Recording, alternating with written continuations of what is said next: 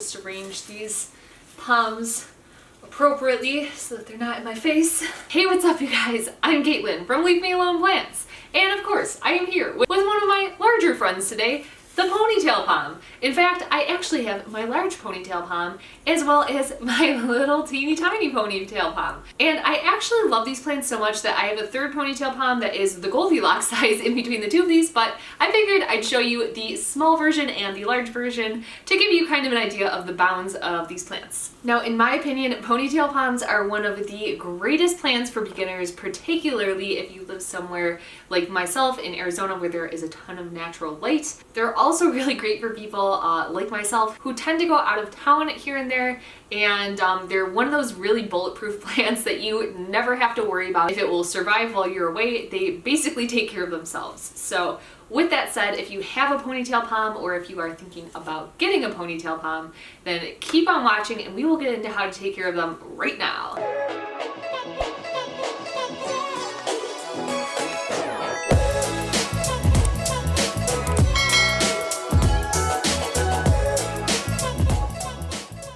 So Ponytail palms, interestingly enough, are actually not a palm tree. In fact, they're not a tree at all. In fact, they're more closely related to agave than anything. And with that said, similar to agave, they are actually native to somewhere very close to me, Mexico. I knew this sombrero would come in handy. It's a perfect deterrent for these ponytail palm leaves that are sticking into my face right now. So with that said, the fact that these are native to Mexico probably makes sense why I love caring for this plant, and it is so easy for me to care for because if you're not familiar with geography, it's pretty darn close to being in Mexico. Now, one of my absolute favorite things about these plants is the fact that they are one of the only plants that I have ever had that can actually handle full-on Arizona sun for basically the entire day. In fact, you may be able to see, I can tell in my viewfinder that my camera is getting super bright right now and overexposed because that beautiful Arizona sun is pouring through the window in front of me. But if you live somewhere like myself where your bright direct light is just so intense and basically anything that you try putting in it dies, trust me when I say this is the plant for you. I have this guy living out on my patio in the spot that consistently throughout the entire day just gets the hottest, brightest direct sun. And he, of course, as you can see, well, you can't even see all of him. He goes quite high, but he is really just thriving and absolutely loves it. Now, with that said, while they do love and thrive the most in bright direct light, I actually had my other Ponytail Palm in a very dark place for quite a long time. And again, that guy thrived. He did really well. With that said, he didn't grow a ton in that spot. These guys do tend to be pretty slow growers in general, but he tolerated it. So if you live somewhere that, you know, isn't Arizona and you don't have crazy light, don't let it deter you from getting one of these guys. You know, they may not be as prolific and large and as large as they would be if you did have crazy amounts of light like Mexico or Arizona, but they will still absolutely work for you in your home. This brings us into my next favorite thing about this plant, and that is how infrequently you have to water it.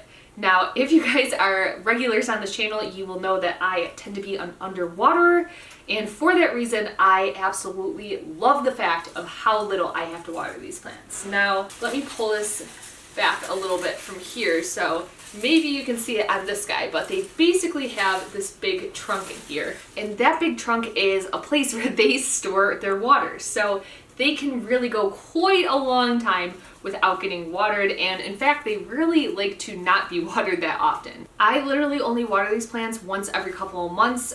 With that said, when I do, I try and really go in and water them super heavily. My reasoning behind this is I want to try and emulate the conditions that they would have in a natural habitat. And with that said, if you've never experienced rain in the desert, it is intense. Like, it rains so hard for a super short period of time, but when it does rain, it is literally like you think a typhoon is coming. So again, I like to let it really dry out and then really soak it, let it do its thing for a month or two, and then go back in and give it some water. If you're feeling uncertain about these, especially one of these bigger ones where it's, you know, kind of hard to stick your hand all the way down into the soil and feel how wet it is, I really recommend getting one of those little humidity meters. That way you can stick it all the way down in the soil and really be sure that it is completely dry before you go back in and water it. Now again, it's not such a big deal for the plants like this size or necessarily even this size, but if you have one of those like middle of the road size plants.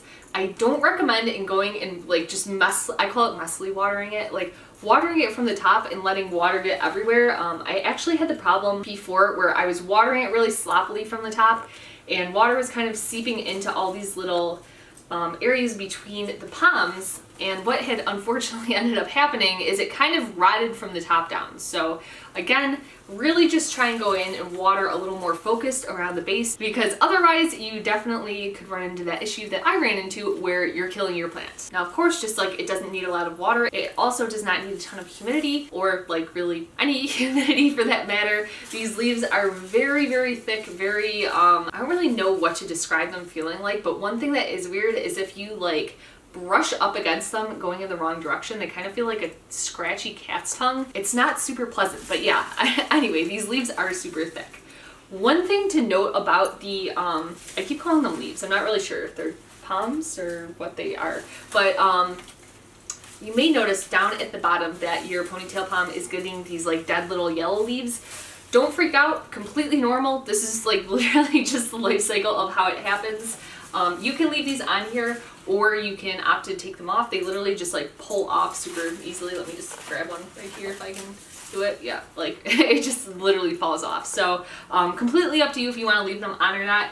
Funny enough, the grocery store right downstairs from me has like fake decorative plants for sale there. I don't know why they have like all this house decor in the grocery store.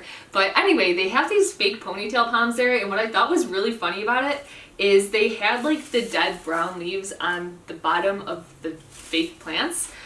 So again, completely normal. Don't freak out if your plant is doing that. Literally, even the fake plants have the dead brown leaves, so you're not doing anything wrong. Now this brings us into soil and pots.